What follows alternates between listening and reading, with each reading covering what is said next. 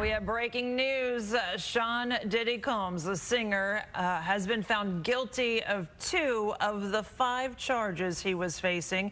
He was found guilty of transportation to engage in prostitution. He was found not guilty of charges of racketeering and sex trafficking by force. So basically not guilty of the 2 more serious charges.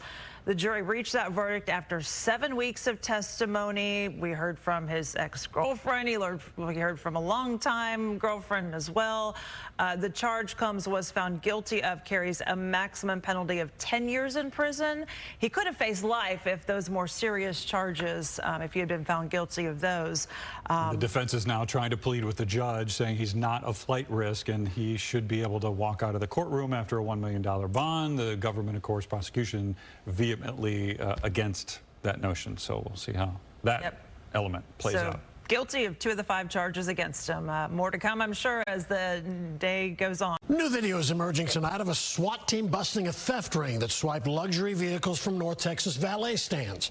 Police say the 3 suspects managed to snag more than $1.5 million in high-end cars.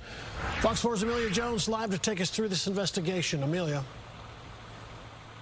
Steve, police say the suspects in the theft ring stole luxury cars from Plano, Dallas, and Grapevine. One of the suspects turned out to be the link that connected multiple agencies and connected the dots that turned into an arrest of 3 people involved. On June 6th, Plano police say a Rolls-Royce was reported stolen from the west side of town. The car was valeted, and somehow the suspects got the keys and drove off with it. And that vehicle alone is worth $500,000. After looking at local surveillance, they could only see part of a suspect vehicle, a white Mercedes. Investigators with the Texas Department of Public Safety reached out to Plano investigators for help with a case involving the same white Mercedes and a suspect that both departments were familiar with. We really piggybacked off of Texas Department of Public Safety and Dallas Police Department because they were actively working this along with an FBI task force. On June 11th, Plano investigators, along with Texas DPS and the FBI, were on scene when Dallas SWAT officers executed a search warrant for 2 homes on Alto Garden in South Dallas. 6 high-end luxury cars were recovered, including the white Mercedes and the Rolls-Royce stolen from Plano. The other vehicles were reported stolen from Dallas and at least 1 from Grapevine. I think all the plates were taken off. So we checked the vehicle identification numbers, and then they showed up on NCIC and TCIC as stolen vehicles. Plano police believe the suspects were likely creating their own paper tags. A new law banning paper tags on newly sold vehicles took effect Tuesday, in part over concerns about criminals using them. 3 people were arrested in connection with the theft ring: Miguel Angel Hernandez, Salvador Hernandez Jr., and Oscar Ivan Valdez Garcia. Just good collaboration between all the agencies involved. And all of the cars are back with their rightful owners. I can imagine the owners are very grateful. So are the insurance companies. Yes, ma'am. It's unclear what the 3 planned to do with the cars. Right now, we don't have any information about the circumstances surrounding the cars stolen out of Dallas and Grapevine.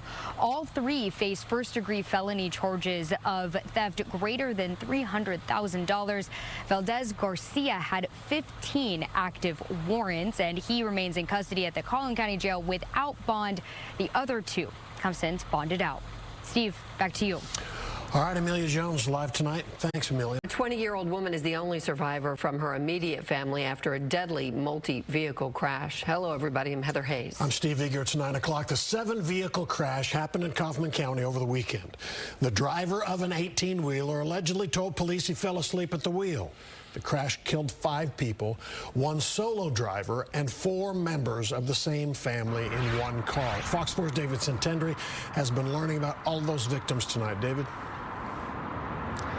Yes, Stephen, Heather, and that arrest warrant we obtained reveals that the driver of that 18-wheeler reportedly admitted to police that he fell asleep behind the wheel until he was awoken by that deadly crash he caused. Newly released court records say the driver of a red 18-wheeler told Texas DPS he fell asleep at the wheel Saturday afternoon and woke up to a loud bang as he crushed a red Ford F-150 truck on I-20 in Terrell. Fox 4 now learning the family inside the truck was the McKellar family. Relatives tell Fox 4 that 51-year-old Zabar, his 44-year-old wife Krishan, and their 15-year-old son Kason died. 20-year-old Evan lost her foot and is still in a hospital. Zabar's father, Billy McKellar, also died in the crash. Texas DPS said Monday all 5 in the F-150 had died, but now says it had incorrect information. The tractor-trailer also struck a gray Jeep, killing the Jeep's driver. Court documents identify her as Nicole Gregory. 27-year-old Alexis Osmani Gonzalez Campagnoni faces 5 charges of manslaughter and 1 charge of aggravated assault with a deadly weapon.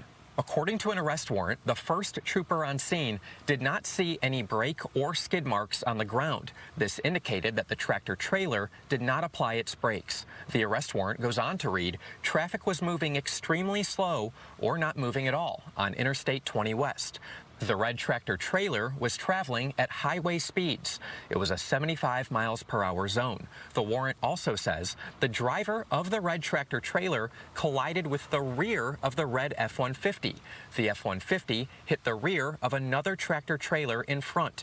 The force so great it caused the transmission of the white tractor-trailer to fall out. The white tractor-trailer then collided with a blue trailer that was in front of it. Relatives of the McKellar family beyond devastated and too distraught to interview Tuesday evening, but sent us a GoFundMe, reading, "This unimaginable tragedy has deeply touched the hearts of many, and we are incredibly grateful for the overwhelming love, prayers, and support shown during this time. So many have reached out asking how they can help or give back to the family in this moment of sorrow." I did speak over the phone with a relative of the McKellar family. As we mentioned, just too distraught at this point in time to do an interview. He did, however, pass along contact information for his pastor, who I also spoke with. He's collecting information and a message from these family members and hopes to speak with us tomorrow or later in the week. We'll keep you updated when we do. But for now, Steve and Heather, back to y'all. All right, David Sintendry, thank you. A $250,000 reward is now being offered to locate and arrest a fugitive mother charged with murdering her 6-year-old son. Hello, I'm Steve Eager. I'm Heather Hayes. Cindy Rodriguez-Singh is now one of the FBI's 10 most wanted fugitives. It's a case out of Tarrant County that attracted international attention. Fox 4's Deanna Englund joins us now with more on the manhunt. Deanna. That's right. Investigators continue searching for answers surrounding the disappearance of the special needs boy, and now his mother's capture is a top priority for the FBI. We're here today to announce the addition of Cindy Rodriguez-Singh to the FBI's 10 most wanted list as our 537th fugitive, as well as a $250,000 reward for information leading to her arrest. The first substantial update in more than a year surrounding Everman toddler Noel Rodriguez-Alvarez, who's missing and presumed dead. His mother, now a worldwide capital murder fugitive. We are confident that her addition to the top 10 list and the significant reward will culminate in her arrest. Beginning in March of 2023, the case captivated North Texans, with police investigating the toddler who hadn't been seen by caregivers, doctors, or relatives since October of the previous year. Cindy Rodriguez-Singh gave authorities conflicting statements about Noel's whereabouts. Then, inconspicuously, as captured by surveillance cameras at DFW Airport, fled the country. Cindy's last confirmed sighting was on March 22nd, 2023, as she, her husband, and 6 juvenile children boarded an international flight bound for India. Noel was not with them and did not board that flight. Former police chief Craig Spencer, who led the initial stages of the investigation, is now the Everman city manager. Under his watch, investigators combed records and financial data linked to the couple. They also carried out physical searches and excavated a newly poured cement patio where the family lived. This is as serious as it gets. Though Noel's body has not yet been found, we operate under the firm belief that justice is not bound by geography or time. We will find her. Rodriguez-Singh is now the 12th woman ever to become an FBI top 10 fugitive. a list that has one of the best track records for capture. If you have a tip, please call the FBI Dallas field office at 972-559-5000 or submit a tip online to tips.fbi.gov. Noel wasn't just a name, he was one of ours, and we're not going to let his story end this way. Cindy Rodriguez-Singh may be across the world, but someone knows where she is, and now they have 250,000 reasons to come forward. And anyone with information in the case, as you heard, you can either call or report. Tips Online will have a link to the FBI information on our website, fox4news.com. That's the very latest live. Steve, Heather, back to you. All right, Dion, thanks.